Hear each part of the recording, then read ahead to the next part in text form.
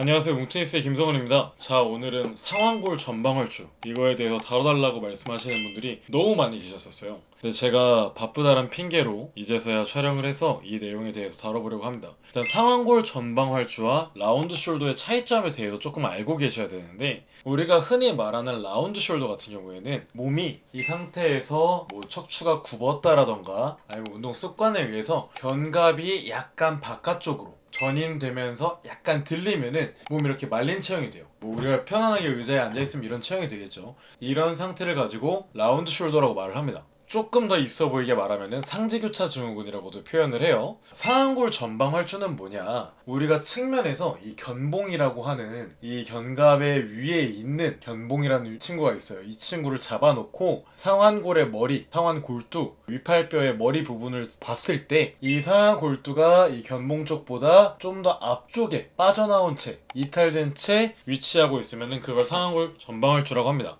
자, 라운드 숄더 같은 경우에는 견갑 때문에 상완골과 견갑이 같이 말리는 걸 말을 하고, 상완골 전방활주 같은 경우에는 견갑은 그렇게 심하게 틀어지지 않아도 상완골이 이탈했을 때 나타나는 것을 뜻하는 거죠. 그래서 이런 차이점이 있다는 걸 알아두시면 좋고, 상완골 전방활주의 가장 큰 특징이 뭐냐, 공통점이 뭐냐라고 물으신다면은 바로 회전근개 중에서 한 가지 근육인 견갑하근의 약화로 굉장히 많이 나타납니다. 회전근개는 총 4개가 있습니다. 극하근, 소원근, 극상근. 이 친구들은 보통 외회전 이런 것들을 담당을 해주는 친구고, 견갑하근은 내회전을 담당을 해주는 친구예요. 이 견갑하근 같은 경우에는 견갑이 이렇게 있고 견갑의 안쪽 면에 붙어 있습니다. 그리고 팔의 이 소결절이라고 하는 곳, 그리고 견관절낭, 어깨 관절낭의 하부 부분에 또 절반이 붙어 있습니다. 뭐 이런 친구인데, 자세한 근육의 시작점과 정지점, 그리고 어떤 신경의 지배를 받는지는 사진을 보시면 좀 자세히 나와 있으니까 궁금하신 분들은 자료를 한번 멈춰놓고 보시는 걸로 하고, 이 견갑하근 같은 경우에는 우리가 안으로 힘을 줄 때, 그리고 내외전을 할 때 굉장히 많이 쓰여요. 그리고 팔을 들어 올리는 동작을 할 때 저항해주고 안정성을 담당해주는 역할을 맡고 있기도 합니다. 근데 이 친구가 이제 제 역할을 못할 때, 팔을 들어 올릴 때 견갑하근이 제 역할을 못 해주면서 뭐 관절 와순이 조금 찢어지거나 극상근이 파열이 될 수도 있고, 또는 견갑하근의 기능 부전으로 견갑하근이 제 기능을 못해서 뭔가 외회전을 하려고 한다라든지 내회전을 하려고 할 때 굉장히 큰 통증이 나타날 수 있어요. 사실 어깨 주변에 통증이 나타나는 이유는 너무 다양해서 정확하게 파악을 해봐야겠지만, 제가 아까 말씀드렸던 견봉 위치보다 내 어깨뼈가 조금 앞으로 많이 이렇게 튀어나와 있는 상태다. 저는 이게 안 돼요. 같이 움직여요, 보통 견갑이랑. 근데 이렇게 봤는데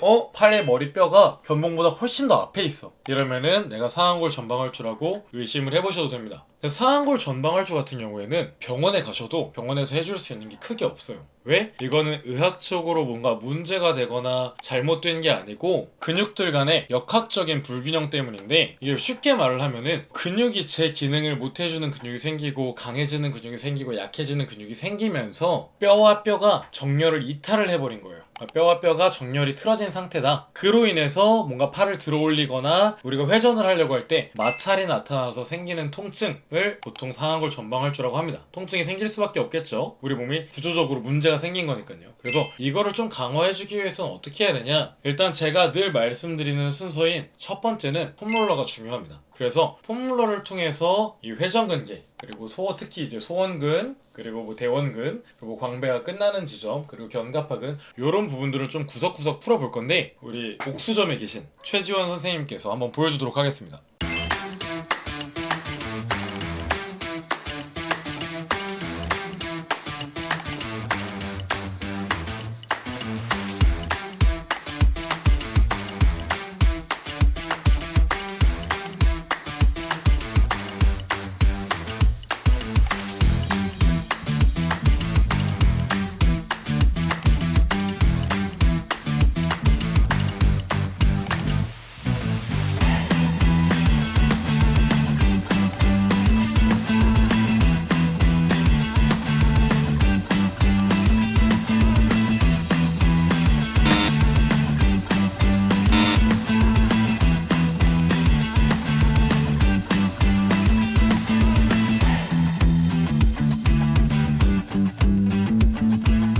자, 지금 보신 것처럼 우리가 팔을 들어올린 상태에서 겨드랑이에 놓고 폼롤러를 하는데 그냥 측면에 놓고 문지르는 게 아니라 약간 몸을 비스하게 앞쪽으로 기울여줘서 조금 더 이 내측 면이 풀릴 수 있도록 해주시는 게 키포인트입니다. 자, 그럼 이제 우리가 폼롤러를 통해서 조금 유착돼 있고 이런데 근육이 활성화되고 혈액순환이 될 수 있게끔 만들어줬어요. 조금은 어깨를 움직이는 게 부드러워졌을 겁니다. 자, 그러면은 제가 아까 전에 강해진 근육이 있고 약해진 근육이 있다라고 말을 했죠. 자, 이 견갑하근 같은 경우에는 기능을 잃어버리고 약해진 친구고 반대로 그러면 강해진 친구가 있습니다. 그 친구는 대표적으로 대흉근과 소흉근이에요. 그래서 대흉근과 소흉근 같은 경우에는 이번에 IFBB 클래식 피지크 프로를 딴 김진혁 선생님께서 한번 보여주실 텐데,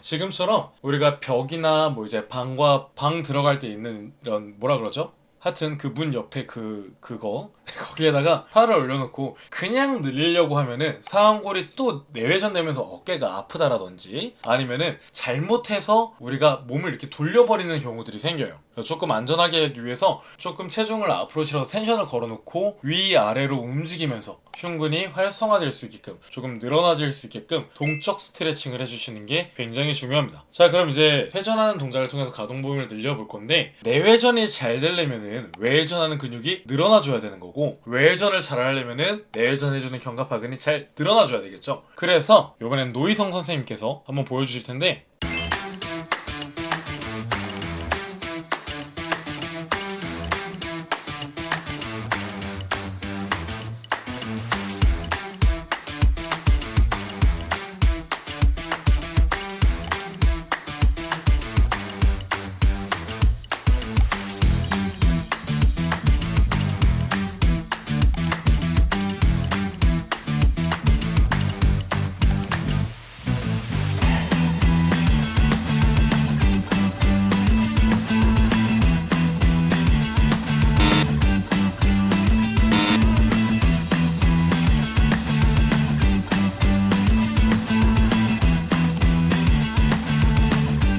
지금 보신 것처럼 뭐 막대기 아니면은 행거에 옷을 거는 옷걸이 뭐 이런 것들을 통해서 걸어놓고 그대로 외회전을 만들어줬다가 풀어줬다가 만들어줬다가 풀어줬다가를 반복해 주시면 됩니다. 폼롤러 이후에 보여준 동작 두 가지가 여러분들의 가동 범위를 늘릴 수 있는 가동술이라고 하는 동작들이에요. 그러면은 우리가 폼롤러를 통해서 근육이 제대로 쓰일 수 있게끔 혈액순환도 좀 시켜주고 자극을 줬어요. 그리고 가동술을 통해서 견갑하근에 대한 움직임도 조금 확보를 해주고 우리가 너무 강한 흉근에 대한 것도 조금 활성화를 시켜줬어요. 자, 그러면 이제 여기서 뭘 해줘야 될까요? 이 늘어난 가동 범위를 가지고 실제 이 근육의 안정화, 강화를 해줘서 이 근육이 제대로 쓰이고 어깨 관절에서 움직임이 안정화가 될 수 있게끔 만들어줘야 되는데 그 동작은 가장 대표적으로 밴드를 이용한 내회전과 외회전이 있습니다. 자, 이 밴드를 이용해서 내회전과 외회전을 하게 되면은 우리가 신경 쓰기 굉장히 많아요. 내가 잡았을 때 손가락이 제 위치에 잘 있는지, 왜냐면 진짜 손가락 잘 못 주시는 분들 엄청 많거든요. 그리고 손목은 중립을 잘 유지하고 있는지, 당기면서 손목을 이용하시는 분들도 굉장히 많아요. 그리고 내가 당길 때 이 상완골의 정렬이 잘 유지되고 있는지, 그래서 이런 베개라든지 수건이라든지 여기 꽂아놓고 하라고 하는 영상들도 아마 본 적이 있으실 거예요. 근데 그것보다 쉽게 할 수 있는 방법을 서윤 선생님께서 한번 보여주도록 하겠습니다.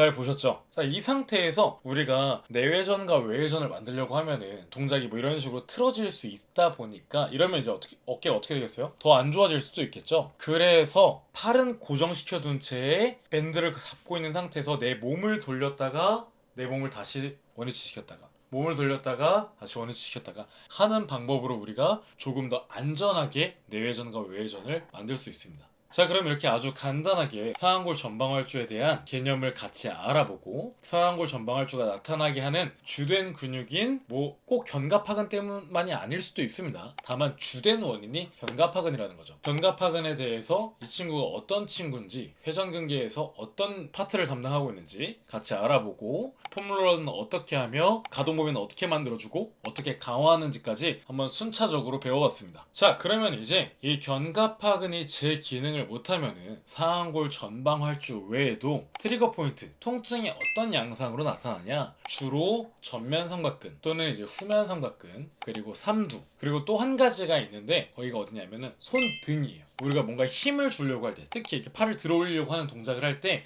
손등 쪽으로 좀 통증이 많이 나타난다 하면은 상완골 전방활주 그리고 견갑하근에 문제가 있다는 걸 의심을 해볼 수가 있고요. 또 두 번째로 뭐가 있냐? 다섯 번째, 네 번째 손가락에 내가 가끔 저리다. 항상 저리는 거는 디스크예요. 내가 자고 일어났는데도 저리고 누웠는데도 저리고 앉아있는데도 저리고 운동할 때도 저려. 그건 높은 확률로 디스크예요. 다만 괜찮다가 무슨 동작 하고 나면 저려. 이거 같은 경우에는 디스크가 아닌 경우가 훨씬 많습니다. 우리 몸에 저림이 나타나는 이유는 크게 두 가지가 있는데 첫 번째가 디스크로 인한 신경 압박이고 두 번째가 근육에 의한 신경 포착이라고 해요. 근육이 유착되고 근육이 제 기능을 못 해주면서 혹은 순환이 잘 안 되면서도 저림 증상들이 간간히 나타날 수가 있는데 특히 네 번째, 다섯 번째 근육이 저린 경우에는 이 견갑하근에 문제가 있는 경우가 굉장히 많습니다. 꼭 그렇다라는 건 아니고 굉장히 많아요. 75%, 80% 이상이라고 보시면 됩니다. 그래서 이제 약지나 소지 손가락, 요 손가락들이 저린 분들 혹은 내가 무언가를 들어 올리려고 할 때 전면 후면 삼각근 혹은 손등이 아프신 분들 그리고 운동을 할 때 뭐 삼두가 아픈 분들